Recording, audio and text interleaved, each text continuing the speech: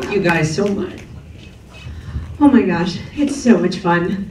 How was it seeing it again after all this time? Oh my gosh, it was just a joy to remember my Wrong family, and yeah, and it was fun to see it on a big screen. I had a really big face up there, you know, everything was really big. But it just brought back tons of memories, and it made me miss all those guys. Made me realize how every time you do a movie, you make a family, and then, yeah, and they never call you. I'm kidding. They send you flowers, maybe? No, we've Okay, so take us back a little bit to, how did you even get involved in the project? Well, it went back to the movie Rubber, which was Quentin's first English-speaking movie, and I cast in that, and I had a great time, and then when we finished it, I got a call a few months later, and it was Quentin, and he said, I wrote the lead role in my next movie for you, do you want to do it? And I was like, yeah. So, I mean, I was thrilled, and when I read it, I was blown away and so excited, because, I mean, I just love his writing. I think it says so much about, like, for me, his writing kind of comes at the human condition from sort of left field and almost sort of hits it dead center in just a new way. I don't know, I'm having a hard time explaining that, but anyway. A lot of his work seems quite off-kilter, but your character was the one person that seemed totally grounded in reality at all times. Oh, well, I'm glad you theater training. I'm glad you say that. Can you guys hear us all right? Yeah. Project? Okay. I'm glad you say that. Yeah, I mean, the thing is, you do. Yeah, when the situations are so elevated, or you know, the fact that it's raining in the office, or we've got, you know, for instance, the scene with the machine that can read the poop's memories. One of my favorite scenes in working with Steve Little was a dream. Anyway, what I love about doing a scene like that is if you play it totally real and so heartfelt that then you start to believe there's a poop machine, and it's so funny. And I love mixing human pain with humor. Sorry, I think it's funny to laugh at people in pain. But and so it's fun to make it all feel really real. And for me, it was just a matter of just really getting in touch with the pain of losing someone you love, and that's what I was enjoying playing with in this film. How much interaction had you had with Paul, the dog? The real dog? Mm-hmm, the real dog. I met the dog that portrayed Paul right before we started shooting. We took those pictures you see in the movie at a park, and yeah, and that really helped. It helped to have met the dog and to have those photos on set, and because then I missed him when we were filming. But actually, there's a very funny story about when I finally did meet Paul again to shoot the final scene, which we shot on the last day. Do you want to hear that? Yes, please. Yes. Well, all they needed was a dog that would run up to you and jump on you and lick you, right? I mean, it's not asking for much, right? That's all you need. They found the one dog that won't do that. I don't know what happened in this dog's past, in his shady past, but he was terrified of people. And the one thing that I needed to do, which was to put my arms out like this, was the thing that scared the crap out of this dog. And so, so they slathered me in baby food, and every time we would do the take, it would just, I'd go, Paul. So anyway, its name was Kumo, and it also didn't like high voices. And so in that shot where you see me walking down the street, the bus stops and it runs towards me, what you can't tell because the sound, they turn the sound off, is I'm going like this. Kumo, Kumo, Kumo, Kumo, Kumo. And then it runs up to me, and you see I just had to sort of slowly slink down, my arms at my side, and let the dog approach. But and the funny thing was, Quentin, after we shot it, he was like, "We don't have an ending." But then, so, you know, when it's funny, like you look at it and it does kind of look like I'm at a loss and the dog loves me. So it worked out. And if anyone has to pee or go home, I won't be offended, but because you can watch it later on Festival Flix. Perfect. And by the way, if you're watching it there, I adore you. Please call me. I'll come over and watch it with you. Oh, how sweet. I'm dying to know about shooting in the rain. Yeah. The rain, what was that like to have to shoot for hours in that? Watching it again, it just reminded me how weird that was. It was an incredibly weird sensation to not pretend that your body's sort of freaking out going, this isn't right. I'm in clothing, in a shower. And it was just, and if I recall, there was a period where they ran out of warm water, obviously, eventually. But it was incredible. It was fun, too, to pretend that it was normal. And it was scary because when I entered the office for the first time, you have one take, you know, and my clothes are getting wet as I walk in, and so you don't want to louse that up. But I loved doing that day. It was really fun. It was just surreal, like you were living in a dream, which is what it's like to be a character in his movie. So cool. Can I throw it out to you guys? Does anyone have a question for Jack? Can I see any? I do, right there, sir. How is it to work with Quentin? Not that he's French, but compared to other directors, because he has a certain universe. How did you communicate with him? How did you embrace his universe? Because you worked with him twice. How is it to work with him? First off, in terms of embracing his universe, I just think his scripts attract the right actors. Like when I read his first script, Rubber, my manager said, you know, here's a script, but it's weird. I don't know if you're going to be interested in it. And I was like at page 15, and I was like, I must do this movie. So it's just a certain way of it's just a kind of artist that attracts other people with that sense of humor. And so it never seemed foreign to me because I just get him and I love him. And I wasn't surprised to find out that the person behind those words is so warm and artistic and kind, and it's the nicest set I've ever been on are his sets. People love to be there, and you know, it all comes down from the top on a film set, and he's so kind that just everybody was so great. And then working with him is a joy. The guy, you know, he doesn't give a lot of direction, but when he does, it's dead on, and nobody changes a word of his script because they're just so, they're perfect, and you don't want to change them. There's never been any. He has an incredible eye for framing, and so I love to stand behind him and see what he's doing with the camera, and I'm always surprised. It's always something I didn't expect. I'm like, why is he shooting me from the side? And then you see it, and it makes perfect sense. And he's got a great sense of humor, and he likes to say piece of shit. And either that's a good thing or a bad thing. It's hard to tell. You've got a general, very subtle inflection change.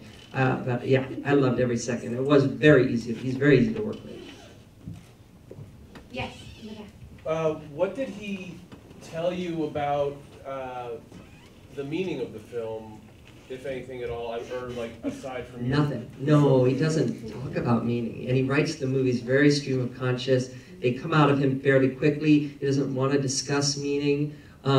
But you know, it's like you can either think dreams mean nothing or you can think they mean everything. I personally think that I find meaning in everything he does, and in every scene of this movie, I have a meaning that I believe it is. But if you talk to him, he would say, it's like that quote from his first movie, no reason.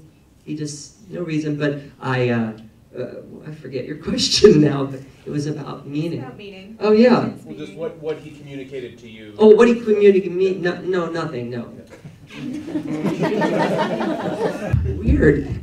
No rehearsal. We met and talked about Dolph's, you know, we'd worked together in Rubber, so we had a bit of a shorthand, but we met and talked about the character's look, and that he would have a mustache, and we purchased that mustache. I can't grow a mustache. And he did ask me to gain 50 pounds, and I said I would try.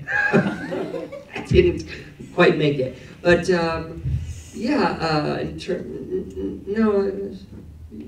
no, you know, it's all there on the page. I mean, the guy's journey, and he trusted me, and you have, you know, if I was ever leaving his tone or going in a direction he didn't like, he would give me direction on the spot. Yeah. Other questions? Yes, sir. Do you know anything about the origin of Master Cheng's way of speaking? And yeah. What is it like to act against that? Okay, so Bill Fichtner, brilliant Bill Fichtner played Master Chang, and I believe, I mean, you can read interviews online, but he had said that he saw, it was, I think it came from the name Master Chang. He thought, well, I gotta do something, and he said that he was sitting in his office where he likes to think about, and he just, this voice, he just discovered it, and people have labeled it different, it's a cross between certain things, but we shot the forest scene first, and when I met his character, and he, you know, he was the one who came up with the ponytail, and anyway, it was hysterical. I know I'm supposed to be, you know, really upset, but I'm just like holding back laughter at this fully formed character that he walked in on. I mean, just the way he steps out of the car, and it's just, I mean, I love that man. I'm just obsessed with him, and then to find out that he was so nice and just an artist and a cool guy, because you're not gonna do one of Quentin's, you know, in small independent films unless you're there for the artistic experience. And so acting opposite him was easy and of course playful, and I like to change it up every take a little, and he does too, and we just, it was very easy. Yeah. Can you talk a little bit about your chemistry with your co-stars and which scenes in particular are like the most fun to do? Because I love that question. Which scenes were the most fun to do, or the chemistry? I mean, it's so obvious, but I just this was probably the happiest experience I've ever had in my life. So every scene I go, oh, you know.